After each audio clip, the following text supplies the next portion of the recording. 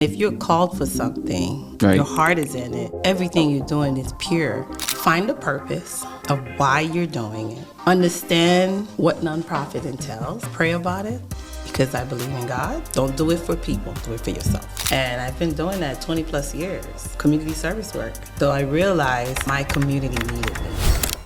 Nadege is deeply committed to mental health, drawing on her expertise as a licensed clinical social worker. Through her organization, families can access housing, shelter, childcare, and a wide range of support services. Is mental health real? Yes, mental health is real, it's real, it's real. Autism is not voodoo. Every kid is born with certain dynamics, and it's okay, but it's also inherited. You need to go back and research your family.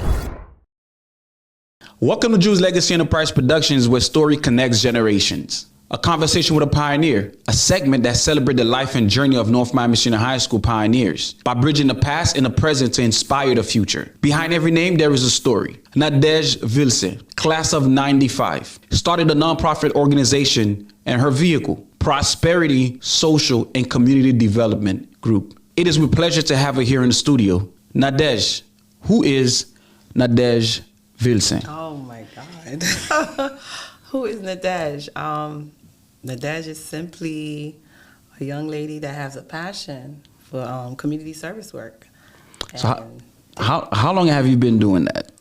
Well, my background is social work. So I have a master's in social work, licensed clinical social worker, and I've been doing that 20 plus years. And then I realized that I would do better if I was actually leading my own instead of working with someone. And I noticed that my community needed me. All right. So, but why? Why community work and why doing the work that you do? Well, as a social worker, I was able to work in different capacities. I worked in the school system, hospital settings, correctional facilities, and everything. So I realized in the school system, that was my last stop, that the kids needed me. You know, Okay. They didn't speak English. It was being held back because they were in ESOL. I didn't like that. I didn't feel like just because their parents were Haitian descent, they had to be in ESOL. If they could speak English and they read and write English, they should be promoted into the right grade. So I started to advocate for that. Oh, nice. And at that time, I said I needed to run my own nonprofit. Believe it or not, I'm the product of an ESOL student. I was born in Haiti. I came here in '99, right? And I was placed in ESOL for like a few years. And then there was a test they gave me, and then you were able to get tests out of it. Yeah. So would you say you probably, that was one of the things that you advocated for? Absolutely. So how long were you in the school system for? I would say I taught in the school system 2008. Right. And 7, 8, 9. And then I started to advocate. I taught kindergarten, first grade, third grade. And then I decided, I need to be out to be more better help. I wanted to be in social work field. Nice. And that's why I stepped out and been running my own nonprofit since. So after high school, where'd you go for undergrads? Well, my mom got sick, but I had got a scholarship for Spelman.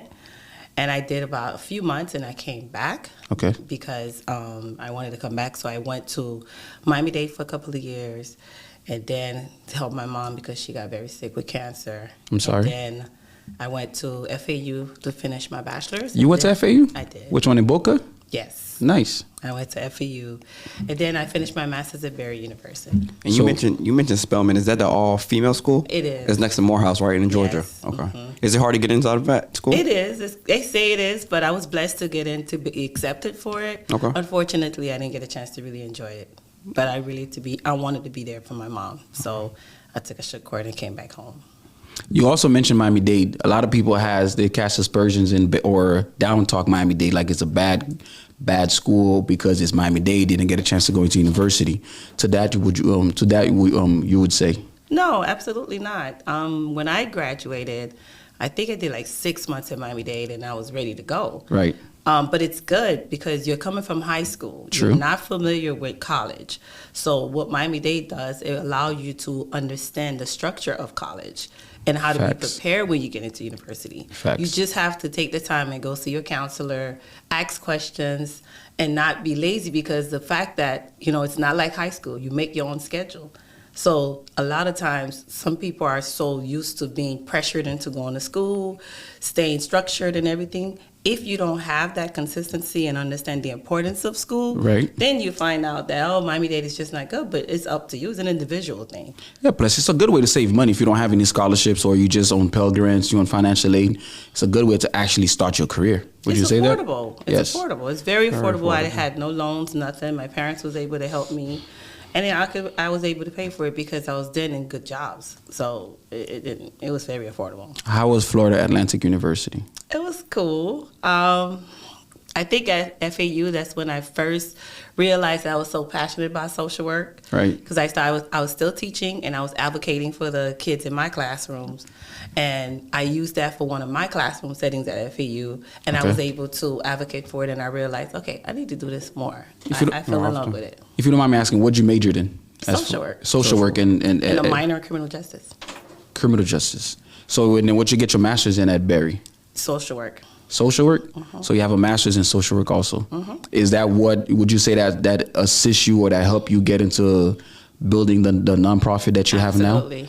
Absolutely. Because in the master level, you're able to break down different components and working in a setting. So I was able to do a macro. I was able to do admin. I was able to sit back and write grants. That was very, very big to me. You write your own grants? I do. How time consuming is that? Very hard. So you're the director, you're the founder, and also you're the one that write the grants from for your organization. Yeah, but I mean, I love doing it. I have an assistant, like, you know, my grant writer that also assists. Of course. But I'm so engaged in my own stuff, so I want to be the first one to write the draft, and then we finalize it together. Okay, nice. So Because I do the programming. So you mentioned that you have your master's. So Yes. are we expecting a PhD soon? No. Why not? No. Why no PhD? I don't have a reason to go back to school.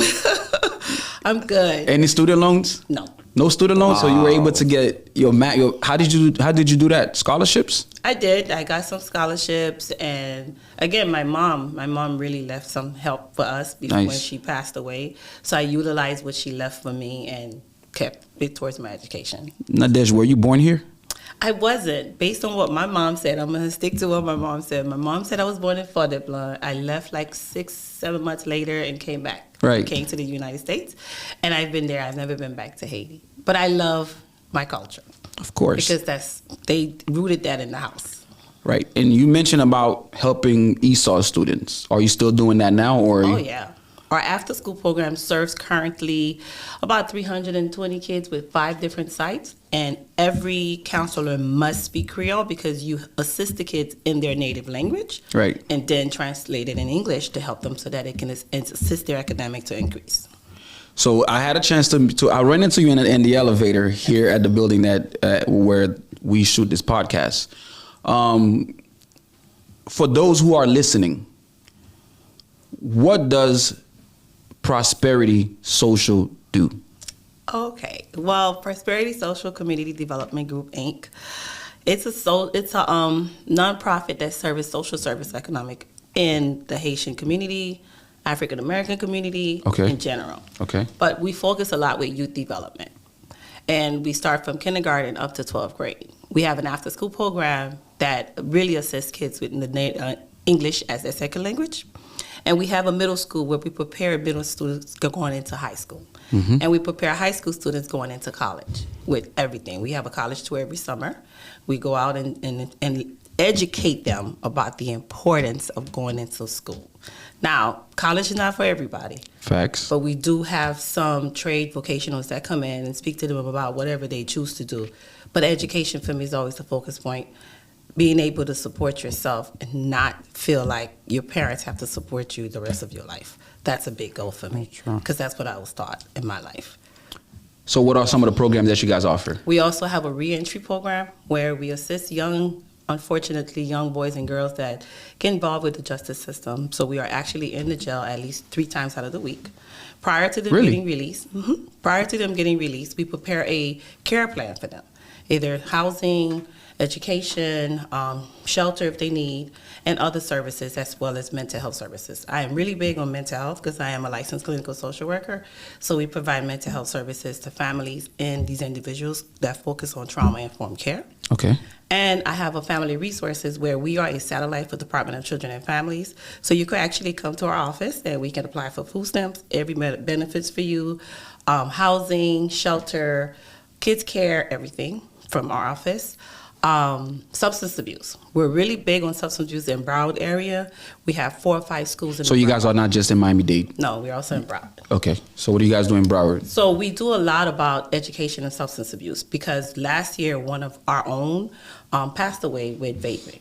So Sorry. we educated them and we go into the schools letting them know the importance of drugs, vaping, and substance abuse. You mentioned vaping actually killed somebody? Yes. Wow. Can you, how did that happen? Like, so how dangerous is vaping in that case? Because if vaping has the ability to kill somebody. And it's so common. She was also under other substance Okay. at the time. So she was on very heavy substance at the time, out in a party with friends. And she constantly was doing it over and over, and her body couldn't take it, and she passed away. Oh, I'm So sorry. anybody out there vaping, please take that serious. Do not vape. It's serious for the, It's especially very for serious. the younger ones. And it's so common now. You see everybody with a vape in their mouth. But I They use anything that's really high to get them to just take them to that level. And that's it. And that's the biggest problem. It's not just them vaping; it's what they're actually adding into it. But now I believe Broward County is really cracking down on a lot of the Broward County is really cracking down on a lot of the vaping that is going on. Just youth substance abuse in general. Right. And it's not just the youth substance abuse, it's also pills. Pills are really, really big in the Broward County area, in schools in general. A lot of the kids are using substance pills that are regular drugs, but they look like pills, and they're using that. And they go towards that when they're experiencing anxiety, feeling abandonment, bad relationships, stuff like that. They don't have anyone to communicate with, so substance is where they find their pleasure. You talked about mental health. A lot of our Haitian community doesn't believe in that. That was my biggest struggle. So to someone who's listening who's Haitian, right, especially not only the Haitian community, but we're talking about people who came from the islands, who doesn't believe in mental illness, right? What would you say to them at the moment? If we give you a chance to speak to them in the camera directly, what would you say to them? Is mental health real? Yes, mental health is real, is real, is real. You brought me back like a year ago when I took the chance to go speak to a few of the parents that I had in some schools to allow them to explain that their kids were diagnosed with autism. Autism is not voodoo. Right, because a lot of people think it's spiritual things that's being done to their kids, It's not. and they just look at it different. No, every kid is born with certain dynamics, and this kid was just born with that neurological development delay. And with those delay, there are ways that you can help this kid. It doesn't necessarily mean it's voodoo. I mean, there are some people that deals with schizophrenic, and it's okay, but it's also inherited. So what we need to educate our culture is that you need to go back and research your family and find out who was ever diagnosed with those type of developmental or neurologist problem. That's why certain people in the family are inheriting that. Sometimes, back in the days in your family, I had a family that they used to do, I learned that from the tobacco or something. Right. So it's a substance. Okay. And they either smoked it or they whatever, and whatever they did. Right. So those things, it allowed you to start hallucinating. Right. And it's part of who you are. Right. Because a lot of people say, we enjoy the cultural and stuff like that, but in the culture there are certain rules that they're doing that they use certain things, and there are certain spirits or stuff that they called in or whatever. I was told, because I was not brought up in that culture, but I read about it, and a lot of times those things stick with you, and it start becoming part of your life. And only medication, psychosis medication, can help you. That is. So Nadege, you've been running this incorporation for 16 years now, right? 16 years. So we gotta ask, and I have to know, right? Is there one child story that stuck with you until this day? Absolutely. And could you explain it? So many. But just one though, just one that's like, okay, yeah. Absolutely. And I'm gonna go back to mental health. Right. I had a particular parent that did not understand autism and got tired and just say, I just don't want him. I just don't want my son. Wow. I can't do Was this. Was that her only child? Yeah. I just don't want it. I can't do this. Because of, a kid that is autistic, of course, and you have a kid that can be autistic and also be ADHD. Right. That kid cannot sit down, a lot of stuff going on. And if you're not educated and you don't have a support system, it's kind of hard for you to function with that. And there's not too many services out there that they have support for families that are dealing with kids with disability like that. So at that point, she said, if you have to call DCF, if you have to do whatever you do, I can't take him home. So what did the parent end up doing? I had to call DCF, and I educated her, and she just signed her parental rights. And DCF came and got the child? Yeah. She went to court. It was a process. Yeah. But she gave away the kid, and now this kid was able to find a beautiful family that Really wanted a kid, even though the fact that the kid was autistic. And those parents were educated on it because they've had other autistic kids. They were familiar. And it's a kind of a blessing because behind closed doors, you don't know what abuse that child could have been going through. Yes, because sure. of frustration. Yeah. And I don't think that person is any bad. It's just the frustration of not knowing and the ability to understand the diagnosis. You're pregnant. You're not thinking like, my kid is going to come out with any delays. Yeah. Or any developmental delays. You're just excited to have the kid. Right. Then you start to see those around 0 to 3 months, 3, 4. And then parents that actually understand will learn to get the educations. The ones that don't want to learn and afraid of it or go back to on moun ki fait petit moins mal or on moun ki fait méchanceté and not understanding, no, this kid was just born this way. So that stuck with me forever. So I asked you for the like a story that stuck with you. What story made you the happiest now? Like, is there a story that gave you so much joy to the point you're like, okay, yes, I love this. It is worthwhile. Very meaningful. I would say my reentry group. Your reentry, okay. Yeah, I have it's called the RIP, is a reentry youth intervention program that we have. So when I go into boot camp and meet these young men that's been in there for 12, 18 months, and they're getting ready to get out, and I've already established employment, trade, vocational. They come in, I provide them with their suit, attires, like the whole mock interview, teach them how to shake hands, look in eye contact. You'd be surprised how so many kids, eye contact is a big problem for them. So how to look into the eye contact, how to shake the hand, how to be able to just write a simple article about, not really article, a paragraph about who you are. I'm Nadege Vilsaint, I'm this age, I like blue, all of that. And just to prepare them. And then in the summer, I have something that's called the Adopt an Employee, where I go out to different employers in the community. I beg them to understand the importance of background versus character. Giving a kid a chance prior to just looking at their background. You don't know their story. True. And I had, 10, 15 of them work during the summer. And now I'm proud to say about 5 of them have permanent employment. Oh, nice. And employers that's like, you know what? I'm paying for his college. I want him to get this. I want him to do that. That's joy to my heart because those are true lives that we're changing. Facts. And we're changing not just their life, but the whole cycle of you've been in jail, your life is over, you can't, no. We're changing that. Nice. What do you think about the civil citation program? It's good for not everybody. Okay. Because I feel like they enable the kids by doing that. Really? Yes. Even if they give them a second chance and not, you don't think that's what's going to solve the problem? Before giving them the second chance, they could have prevented it. Okay. For example, I have a particular client now. father texting me at 4 o'clock in the morning. He's just coming home. He's 17 years old. Correct. Hi. Everything. We've been speaking to the probation officer. Put his monitor back on. Oh, he's just hanging out. He's just being a kid. We're giving him a second chance.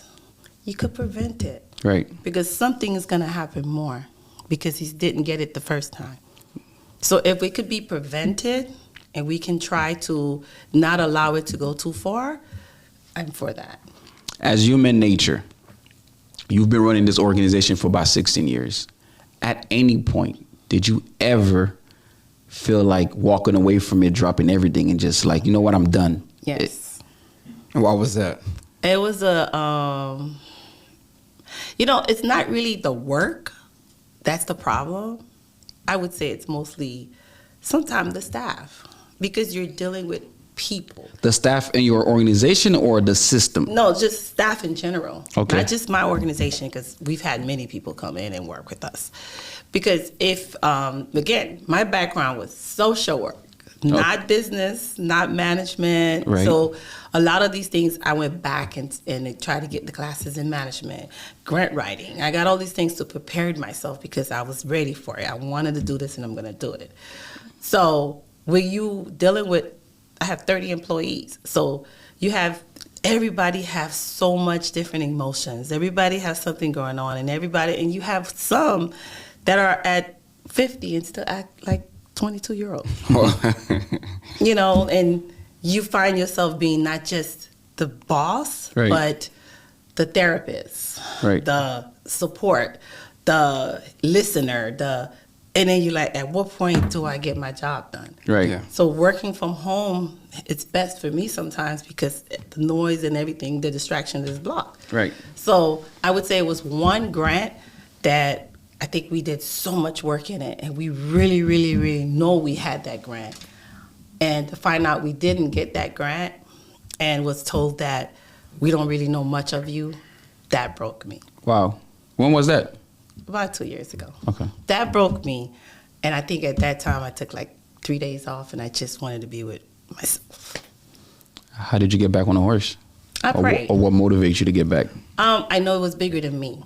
Right. So regardless of how emotional I was about it, I'm in this, and it's bigger than me. It's not Nadege. It's bigger than Nadege. Nadege is where she's at, but I have so many other kids I need to get to where I need them to be. Yeah. So I had to put it away and shake it off and go back to what I need to do. Nice.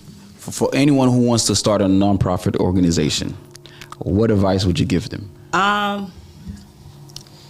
Let it be for the community or for a good purpose. Okay. Not because you just want to run a business. I have a nonprofit or I have a business. It's bigger than that. Right. So I would say find a purpose of why you're doing it. Okay. Understand what nonprofit entails. Mm-hmm. I would always say pray about it because I believe in God. And I would say make room for a change. Right. Because it's coming. Mm-hmm. You have been a recipient of several awards. And I was going down the list. You mind sharing with us from the top of your heads? Can you, which ones? I don't even remember them, honestly. The one that stands the most is YoPro. Of course. Because it feels so much better when you're receiving an award from your community. Of course. When you're getting an award from your community, you feel so much better. So YoPro stand out a lot to me. So since you don't remember all of them, I'll list some of them here for you because I have the list here. We have Dade County Juvenile Justice. Ooh. We have COPE. Mm-hmm. We have Legacy Magazine, 40 Under 40 Black Leaders of Today. Okay. How was that one? That was good. I was nominated by a group of friends and a judge. Oh, nice. Then we have Community Action Award from Hannah. Yes. We have Miami Hosts Prominent and Influenced Black Business Leaders for 2023. We have, of course, we talked about YoPro, and we talked about in 2023 Award of Appreciation from LET, which is Lift English Language Learners to Success. So which one of those awards would you say resonate with you the most? Because you mentioned YoPro. Any ones that you like? Well, Legacy Magazine was really a shocking because it was a judge that actually nominated me. Judge in Miami-Dade County? Yeah. That's dope. Judge in Miami-Dade County, currently still active at Miami-Dade County. I went into his courtroom for one of my kids, and he said, you know what? I found out about this legacy thing, and I'm nominating you. I'm like, no, don't do that. He's like, I have to. Right. He's like, you come in here with like a beast, and you tell me what to do. And I never sit down, but I listen to you because I see your heart for the kids. Right. So I'm definitely nominated. I still didn't believe him, and then until I got a call from Legacy. So a lot of people that actually have nonprofit, who actually have businesses, they struggling because they're not struggling. They mentally struggling. They feel like, well, am I going to get my breakthrough? It's like I'm not getting enough proclamation. I'm not getting enough awards. I'm not getting enough highlights. I'm not getting enough spotlights, right? And what a lot of them fail to understand before you get all of those, because they'll see you today or look at anybody today, why this person, why that person, why not me, why not me? But a lot of people don't understand the hard work that goes in the foundation that goes from the day-to-day operations. Like my brothers and I, we have several businesses. And if we sat down and explained to people how much work that goes behind it, sleepless nights, because when everybody else go to sleep, you can't really go to sleep because you're the brain of the operation, right? Yeah. So to someone who is in that space, who's waiting for not only the success, but for the awards and the spotlights, what advice would you give them? First of all, I would say take away the mindset of the award. Okay. Because you don't do things to get an award. Right. You do things because you're called for it.